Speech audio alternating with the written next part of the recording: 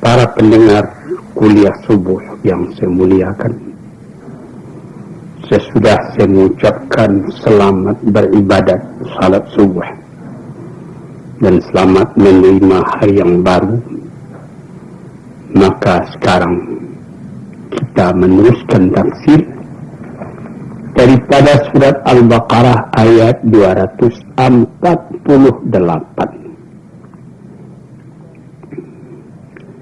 أعوذ بالله من الشيطان الرجيم وقال لهم نبيهم إن آية ملكه أن يأتيكم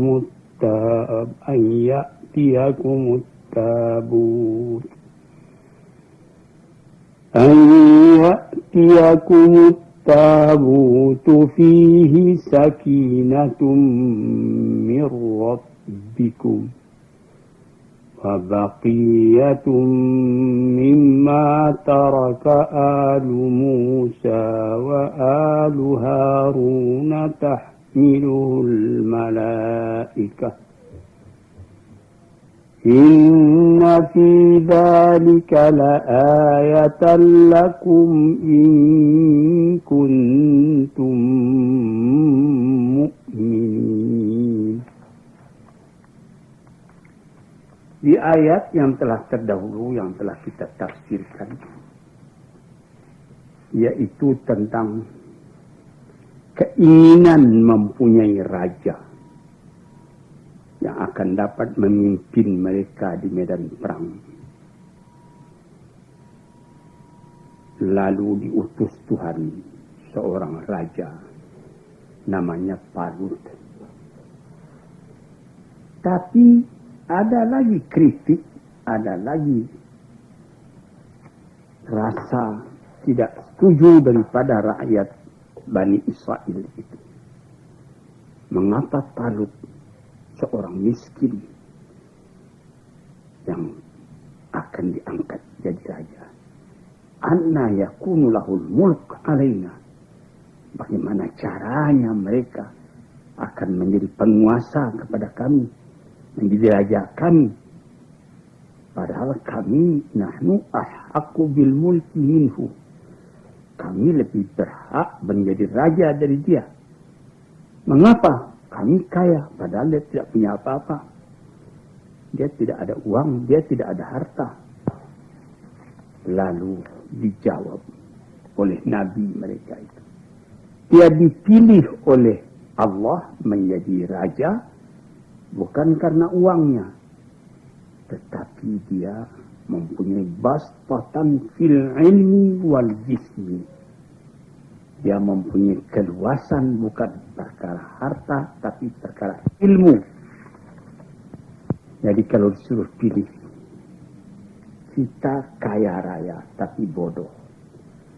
Mana yang lebih baik dengan orang tidak kaya tapi ilmunya, pengetahuannya, kesehatan badannya, itu ada padanya. Orang yang berpikir luas memandang jauh, orang lebih suka memilih yang akan jadi raja itu yang sehat badannya, luas ilmunya. Walaupun harta itu tidak ada pada hari ini karena ilmu, pengetahuan dan kesehatan badan, lain hari bisa datang itu harta. Sebaliknya orang yang kaya raya, kalau dia bodoh, atau dia sudah merasa senang dengan hartanya itu, dia tidak ingin menambah lagi, melainkan menghabiskan yang ada. Akhirnya banyak yang kemudiannya beberapa tahun belakang menjadi orang melarat. Ini pernah kejadian di antara raja-raja Bani Umayyah. Ada 3 raja terkenal. Raja Sulaiman bin Abdul Malik terkenal karena dia raja kaya, suka makan. Jamuan, makan segala macam makanan, segala macam masakan. mesti bawa ke istana, sediakan di istana, sehingga ribut selalu siang malam pasal makanan. Sehingga yang jadi pembicaraan orang di luar, engkau berapa macam makanan hari ini. Terpengaruh orang banyak karena raja demikian itu. Kemudian itu Raja Sulaiman bin Abdul Malik mati karena terlalu kenyang. Dia makan bebek, makan itik 8 ekor satu hari. Kita yang biasa ini 1 ekor pun tak habis, dia sampai 8 ekor. Mati karena terlalu kenyang. Ada lagi apa itu namanya, raja yang lain, yaitu tadi Sulaiman bin Abdul Malik, yang satu lagi Hisham bin Abdul Malik. Ini Hisham bagaimana? Itu model-model pakaian saja, berganti 4-5 kali satu hari, macam-macam saja model. Di mana saja model pakaian yang ada di Tiongkok, di Hindia, di mana pesan, sediakan buat beliau. Sehingga ketika dia naik haji ke Mekah, entah berapa puluh, 20-30 ekor unta untuk spesial membawa pakaian beliau saja. Kemudian memerintah pula Umar bin Abdul Aziz. Ini raja tidak kaya. Tidak memikirkan makan sekedarnya. Pakaian sekedarnya lekat di tubuh. Dia tidak mengambil baitul mal untuk kepentingan dirinya sendiri. Akhirnya ya Sulaiman meninggal. Hisham bin Abdul Malik meninggal. Umar bin Abdul Aziz meninggal. Beberapa tahun kemudian dilihat orang yang keturunan Hisham bin Abdul Malik itu, keturunannya, dia tidak berkuasa jadi raja lagi. Memberi aib, minta kepada orang lain. Bagaimana keturunan Umar bin Abdul Aziz? Dia membagi-bagikan zakatnya kepada fakir dan miskin. Umar bin Abdul Aziz sendiri tidak kaya. Dia meninggalkan ilmu kepada anaknya.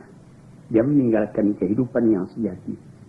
Sedang keturunan Hisham dan keturunan Sulaiman yang ditinggalkannya cuma harta, bukan pendidikan.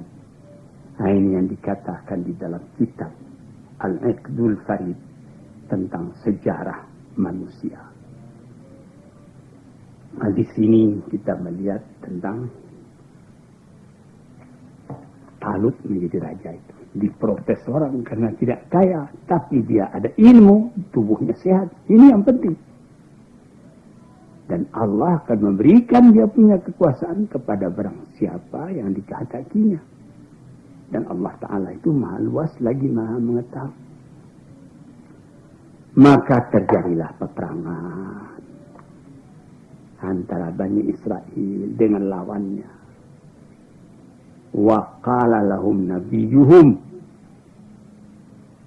inna ayata mulki an ya'tiyakumut tabutu fihi sakinatun min rabbikum wa baqiyatun mimma taraka alu Musa wa alu Harun tahmiluhul malaikah.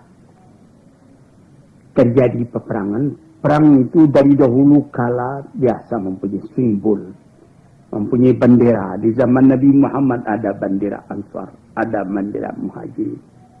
Di waktu-waktu yang lain, walaupun bangsa, agama, apa yang berperang, dia mesti memakai tanda perang. Ada lambang, ada bendera, ada marawah, ada cogan kata orang Melayu, ada beberapa senjata dan lain-lain. Nah, jadi dikatakan, berkata kepada mereka, Nabi mereka, inna ayata mulkihi, tanda dari kebesaran raja itu, ayat tiakumut tabutu fi sakinatum min rabbikum. Dibawa kepada kamu satu tabut, satu peti. Fihi, pada peti itu ada sakinah, ketetapan hati daripada Tuhan kamu. Sakinah itu min rabbikum.